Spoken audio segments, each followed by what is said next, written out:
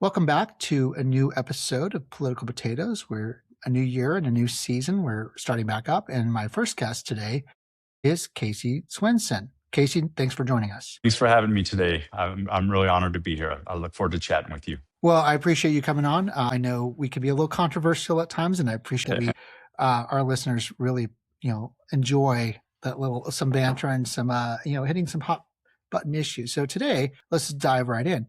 Tell us a little bit about yourself and why you're running. Great. Again, really appreciate you having me on here. My name's Casey Swensen again, and I'm running for the Idaho State Senate here in District 25, which is right here in the Magic Valley. It's the Twin Falls urban area, basically. As a lifelong conservative, I think it really matters what we do now will affect the future of the Magic Valley. So it's just crucial that we really conserve the valley. I grew up here in the Magic Valley. I was born and raised here. I grew up working in our family grocery business. And so I grew up understanding the value of hard work, showing up, and building community. And so it's just great to be here in the Magic Valley and be running to represent District 25. So what inspired you to step up this year and go down to the Secretary of State site office and file the paperwork?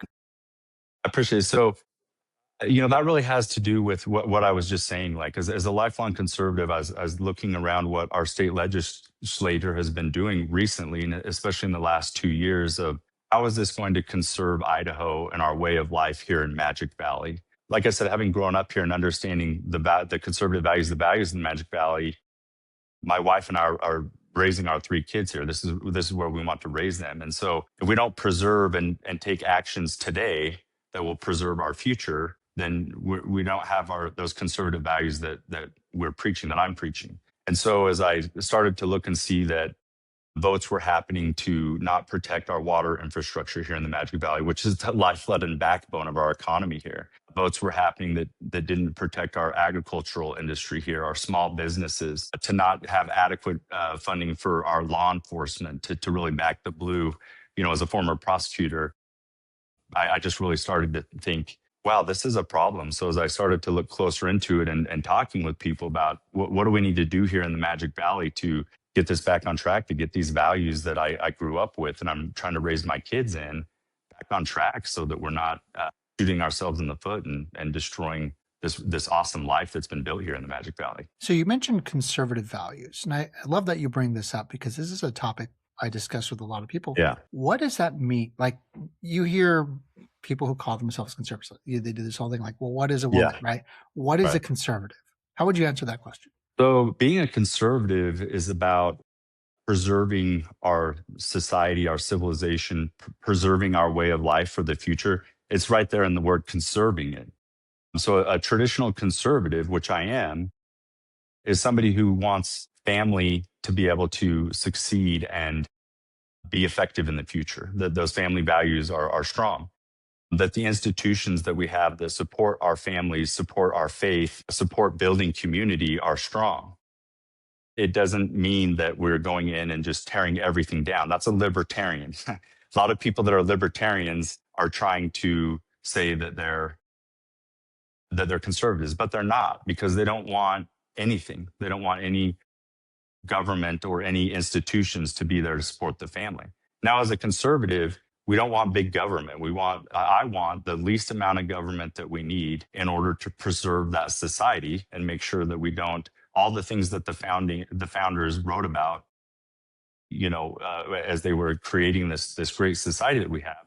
We don't want those brutish societies that are run by dictators or totalitarians, or whoever has the most resources or power decides what the values are. We want to work as a society and conserve what we've developed. And so that's what a conservative is to me, is someone who's fighting for family values. They're fighting for a safe community so everyone can prosper, and they're fighting for economic freedom so that everybody can have a chance to build a life for themselves.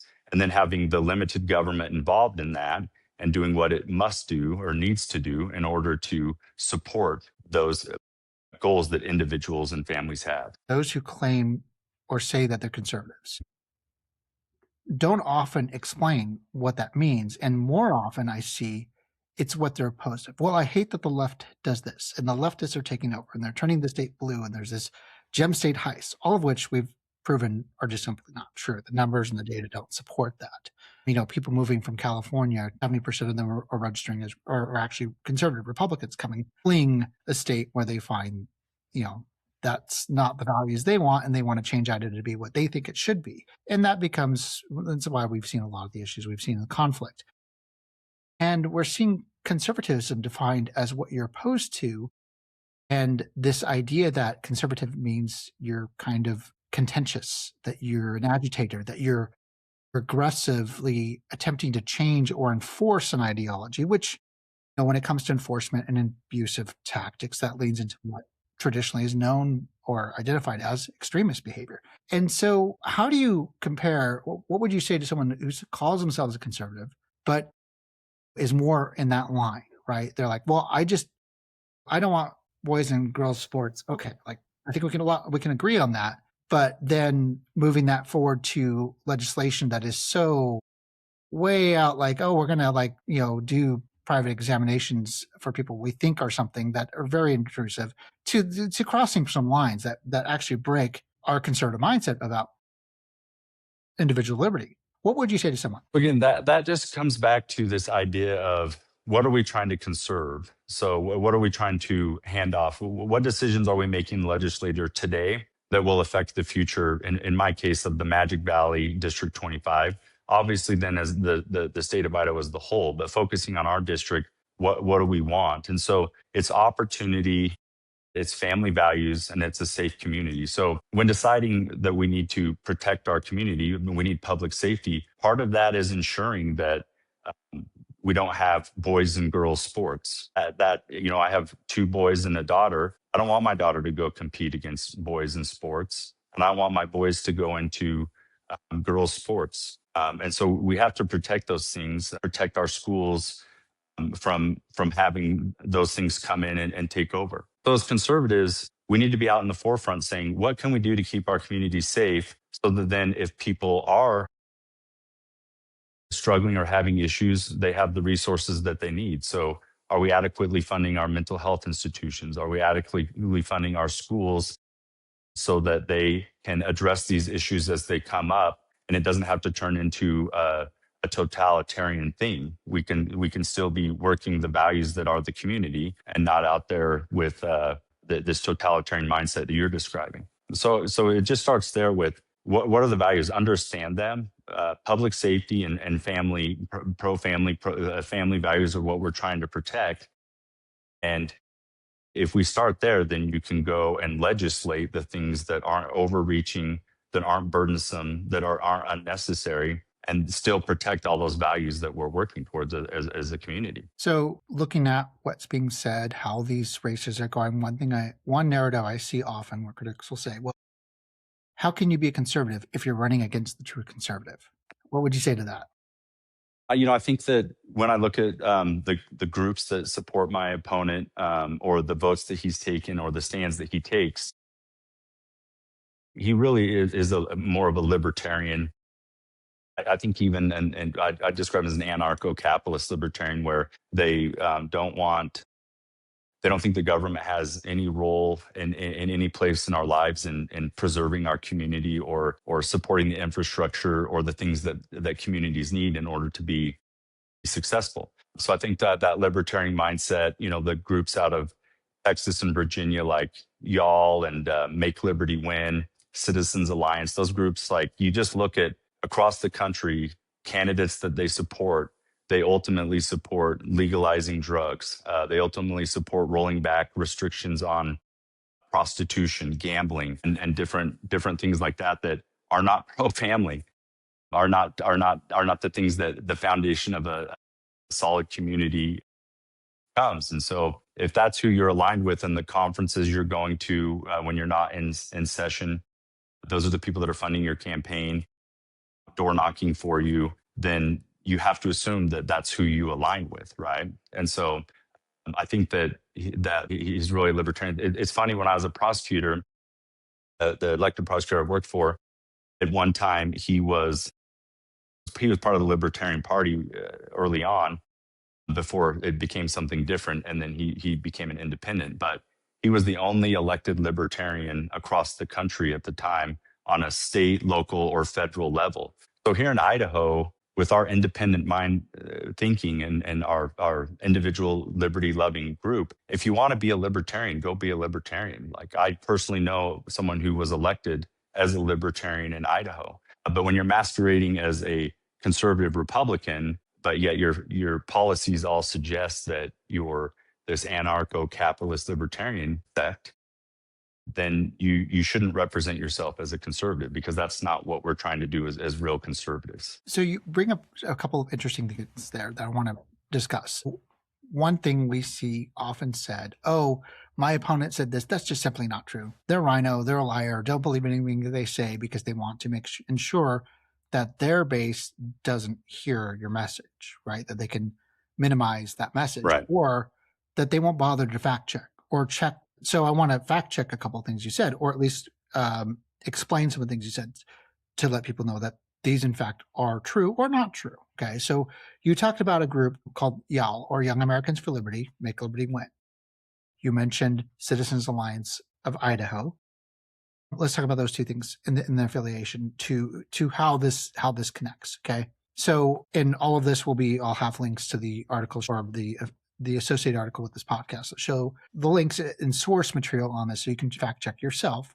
But you have Young Americans for Liberty, which is actually a pro-drug legalization group. This has been widely discussed, a wealth of information on this. They don't hide from it, right? On their own website, they have pictures of themselves holding up flyers in areas to legalize drugs, to legalize marijuana and other things in different states. Now they say, well, we don't want that in Idaho. Yet you're working with a group that actively does this. If somebody in Idaho got an endorsement from a Democrat that's a Republican, they immediately start calling you a rhino or a Democrat because of the association. So you can't have it both ways. You can't say, well, we're not pro-drug, but we're working in the pro-drug group, but we saw that somewhere, there's this loose connection. Someone liked your post, so therefore you're a Democrat. Okay. It doesn't work that way. So when you hear these things, that's just simply a false equivalency. There's using some logical fallacies there. Maybe not trust the person giving that information. The second one is interesting because the former president of Young Americans for Liberty was Clint Maloney. He was fired from Young Americans for Liberty, and it was well documented in Fox News and other places, said the reason why it was for sexual misconduct. And the stories were disgusting and they were prolific. Now he starts up a new organization called Citizens Alliance of America. And that organization, I believe last cycle, they funneled over $400,000 to Citizens Alliance of Idaho, which is really interesting because the money goes to Citizens Alliance of America, which operates or used to operate in 4 states. Now I think they've added a few more, which was New Hampshire, Pennsylvania, South Dakota, is that South or North Dakota, and then Idaho. And of the $2 million they raised last time, after they paid themselves about $500,000 in salaries, then $400,000 that was left over, which was the largest amount that went to any state, went to Idaho, and it went in the form of, I think, a $390,000 money transfer to Citizens Alliance of Idaho. Mhm. $10,000 of that came from a board member of Idaho Freedom Foundation. So it was $400,000 total. And then that entire amount went to a company called Mobilize the Message LLC, which I believe was either out of Texas or Florida. It was an out-of-state group. Okay. That was to spend on the marketing, right? This is where they hire may or may not be homeless people or like they look like they might be, to go door knocking, right? They bring them out of state, they pay for a hotel room or an Airbnb, and they give them an app and they say, go knock these doors. And here's the literature, most of which is simply not true. And go knock doors. The people knocking doors have no clue who they're talking about. You ask them any questions, they're clueless. Like, oh no, they're just a rhino. I'm just reading what I was told to say. But here's the funny thing. The person who owns that company is Clint Maloney, the same guy who started Citizens. It's like, it's circular. And then we can't really see, because the way the money moves, full transparency on all of that. Mhm. So, we're talking about out of state, some of it's dark money. But this last cycle, and you bring this up another point, which is the gambling angle. We found there was multiple reports in reputable publications across the state saying that Citizens Alliance received the majority of their funding from a group out of, I want to say it was a company that does games of chance, games of skill-based games, essentially gambling operation, paying all this money. Why does a company in Pennsylvania that is heavily invested in gambling care about Idaho elections unless they have an agenda. Now, if you're on the other side and someone says, well, once again, we think somebody liked your Facebook post, therefore that we don't like, therefore you're bad. Okay, if that's the bar, what's the bar for this? What does that say? Does your opponent support gambling? And if he takes any support, 1 cent from Citizens Alliance in support, and he doesn't turn it back, that means he supports gambling. And is that what voters want? Yeah, I'm asking you, what do you think voters in Twin Falls want? Do they want gambling there? No, I don't think so. I think they're growing up here and then now raising my kids here. We're a community that wants to have a safe community. Public safety is crucial, which is why trying to keep those vice crimes or vice things out of a society is crucial to protecting our family.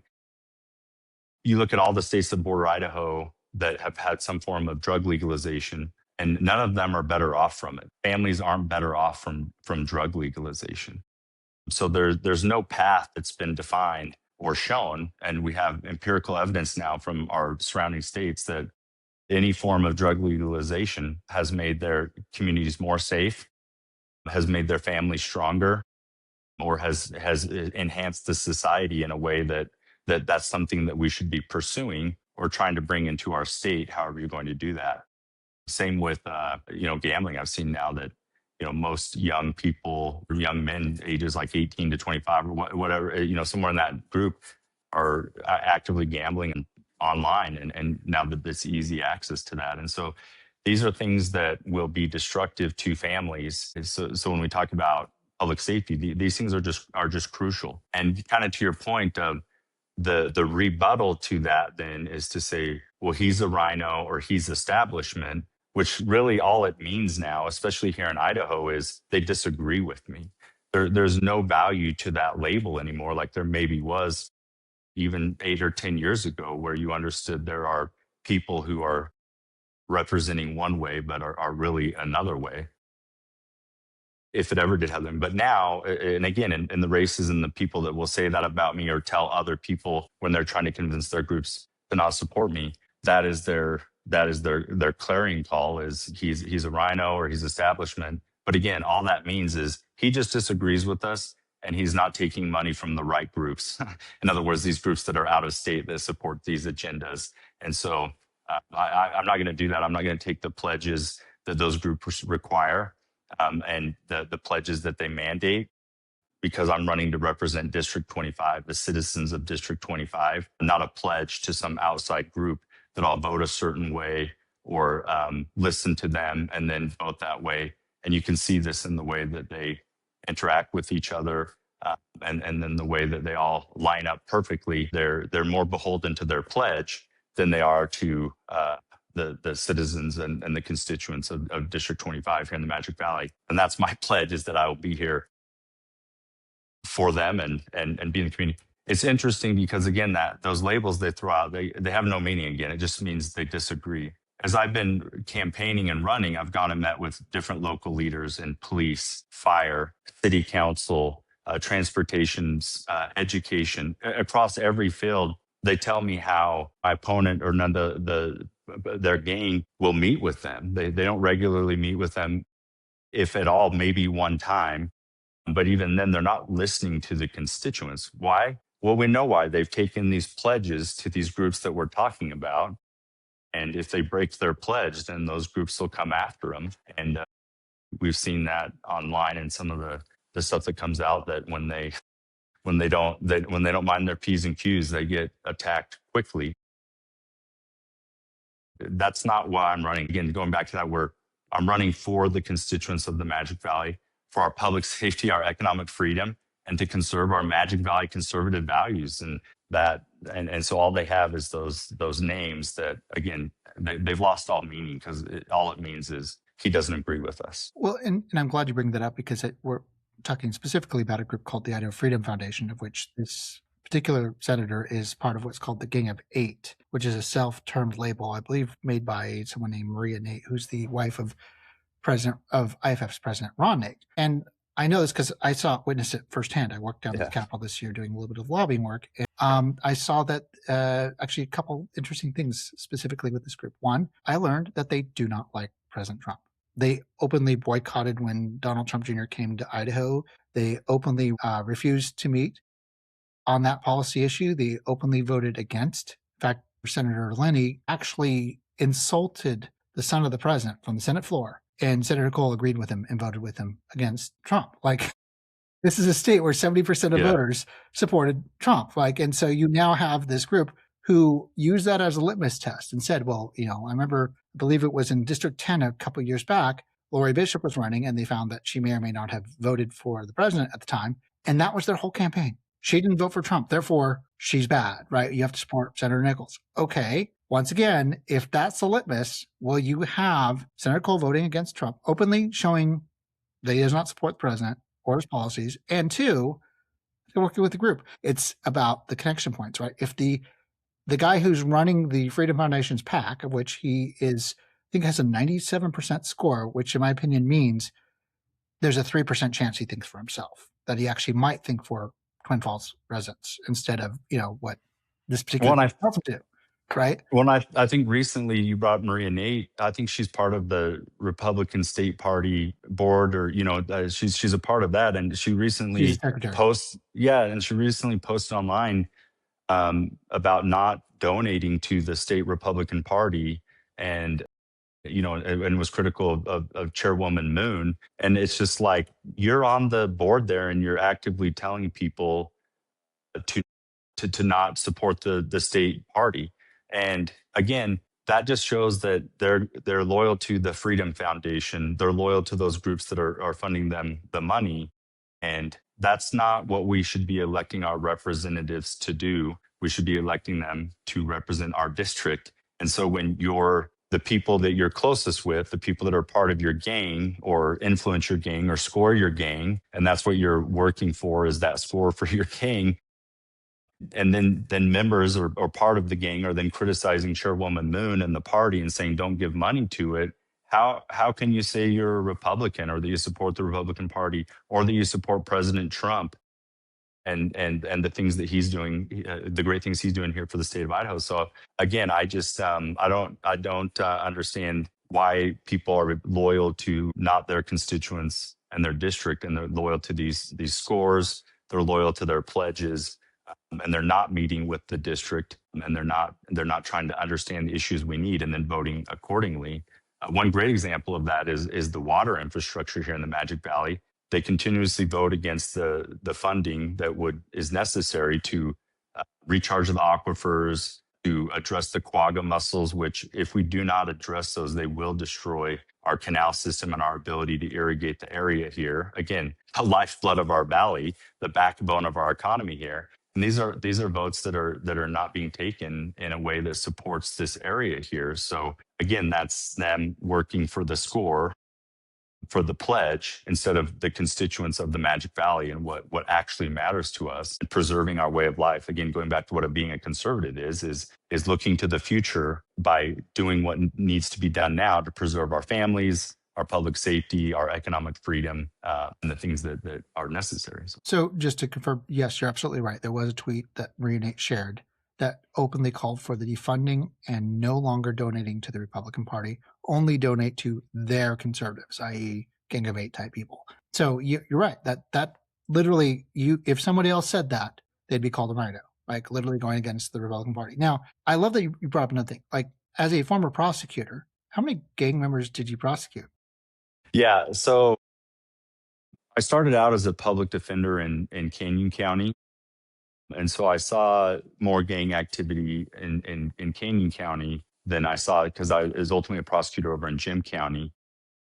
But it is, you see the drugs that are being brought through Idaho that come from Mexico, so having an open border, which is, if we crucially close that border to keep the drugs out, you would see when the cartel people or the people that bring the drugs through, it all then connected to the local gangs, right? And what do gangs do? They do whatever they can to serve their self-interest, right? They care about what's good for them, and they don't even necessarily care about what's good for the other gang members if they don't take care of themselves first. But when they need to unite and work together, they'll do whatever it takes to get what they want. And so again, as a former prosecutor, I saw firsthand how crucial it is that we keep our communities safe by giving the law enforcement the resources that they need to keep those gangs out of the communities, because those are the direct pipelines to drugs, the direct pipelines to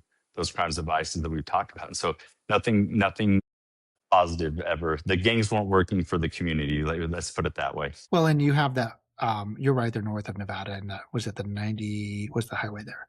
93, yeah, it comes up 93 through, comes yeah, right Twin through this Falls. line in Yep. Nevada, right, and that's a pipeline for whatever coming in through Idaho, and then it splits off from Idaho through to east and west all the way up to so it's a Yeah, corridor. those I-15 becomes I-84 corridor, the 93 corridor, and then as the 84 wraps over into Oregon and Washington, you have all those little highways that come off, Highway 16, Highway 20, Highway 40, that 55, that just become effective drug routes because they're rural, and the law enforcement may not have the resources necessary to always be capturing everything that's coming through. So yeah. So let me ask you, what would you do? Because we talk about listening to your constituents. What would you do to ensure that you are listening to and actually taking feedback, positive or negative, from the community to ensure that you are truly representing the Magic Valley? Yeah. So first off, you have to be willing to talk with your communities. Like I said, when I talk to our sheriff, chief of police, city council, and then just local groups also, like the Boys and Girls Club or the College of Southern Idaho or the Department of Transportation, our region representatives, there's no communication there. When they're getting ready to vote on a bill or have voted on a bill, they have no interest in talking to those people and asking, how will this actually affect you or not affect you? What hidden costs are we not seeing here? Or can you actually implement this legislation that we want you to without adding a bunch of costs or without impacting your mission as a whole? So there's no communication there. I also met with a group of veterans. We went to their veterans group meeting. And again, I don't think they had attended any of those things either. And they were talking about the challenges that they face with getting to the VA to get help, having access to the medication that they need or the transportation that they need. And there's nobody there talking to them to find out what that is. So when they're voting on the budget, again, the budget can't be everything to everyone, but you should at least have the input from everyone. So that then when you're making the hard decisions, you can come back to the veterans group and say, hey guys, look, I had to vote against this funding because we don't have unlimited funding, but this is why. Here's the other resources you still have. And I'm here to talk to you about it and make sure that you understand where things are and why I voted the way that I voted. Obviously, if you're going there to vote and you tell them, yeah, we just got all this funding, it's coming, all the veterans, high five me, pat me on the back, that's a really easy conversation to have. But you have to be willing to go have that hard conversation with whatever group, the local sheriff, the police department, the veterans people, the Boys and Girls Club, Meals on Wheels, all these things, all these groups that are losing funding. You need to be able to come back and be willing to stand in front of them and say, yes, you're losing funding. Here's why. Here's why these priorities are more important. And this is why I still deserve your support, or this is what I'm doing for the community as a whole. So the support is still there. But if you're not willing to come back and have those hard conversations when you have the hard votes, then you're not representing those people, and they're in the dark, and it just becomes now the government's not working for them. They're paying taxes and they're not getting effective good government. And so it's crucial to come back. And that's, again, like I said, that's my pledge, is I will always come back regardless of how I vote and meet with the stakeholders or the people that it will affect, or anyone that has questions about how I'm voting, regardless if it's going to be a pleasant conversation or not, because I'm going up there to represent the district and those people. So when it comes to special interest groups, Mhm.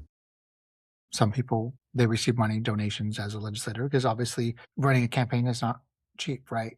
Right. It's expensive, and it's run by donors, and some of those Yeah. donors are corporate interests. Do you see yourself, if you receive corporate interest donations, say from a agricultural group or a Mhm. business group, do you see that as you are beholden to them, or how do you vote at that point? No, not at all. So as I've met with the different industries and the different groups of representatives on the business side that have PAC or do donations or whatever, My experience has been that they want to get to know you and understand what your priorities are.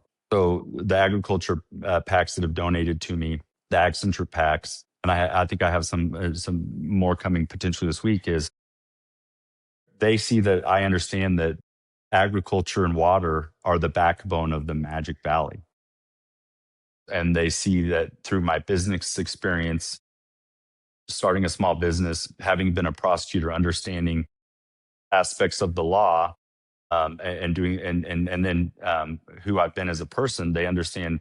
Okay, this is somebody who understands our community, so we want to support him because the priorities line up enough with ours that this is somebody that we want to support. And so there's no, my experience has been nobody has asked me, how would you vote on this or what would you do with this?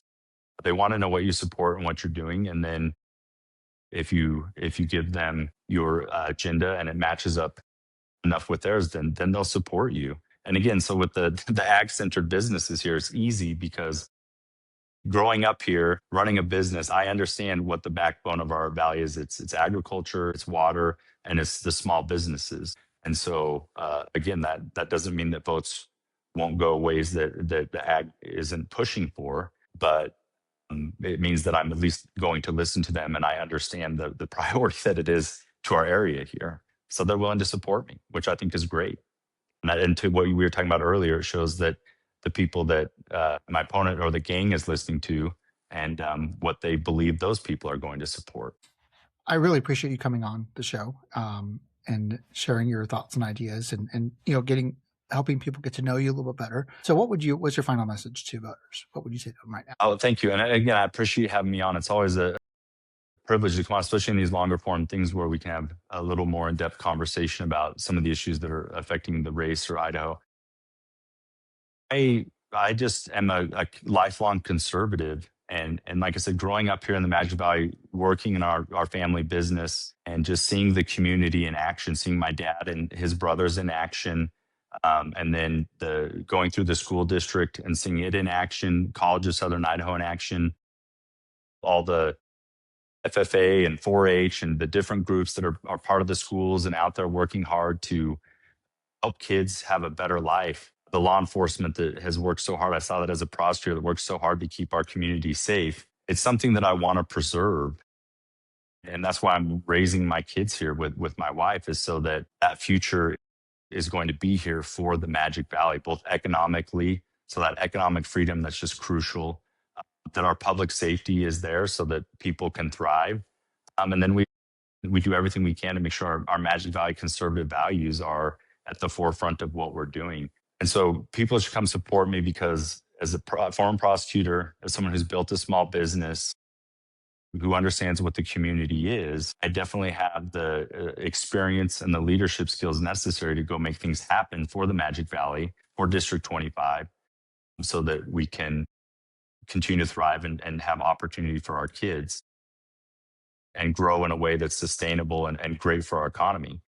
And then in doing that, we can then make sure that people have this chance to be free, to live free, to make choices, to build careers. And so I'm excited to be a part of that and go work for that for the Magic Valley, and that's what I'll be committed to. And then the last thing I'll say is that what I was just saying a moment ago is my pledge is I will always come back and talk to anyone who wants to talk to me. I'll explain my votes to any of the groups that want to talk to me, and before I vote, I'll make sure that I understand what the local leaders are saying and how the bill will affect them, so that when I vote, I can effectively do that for District 25. Thank you so much. Thank you for sharing all this.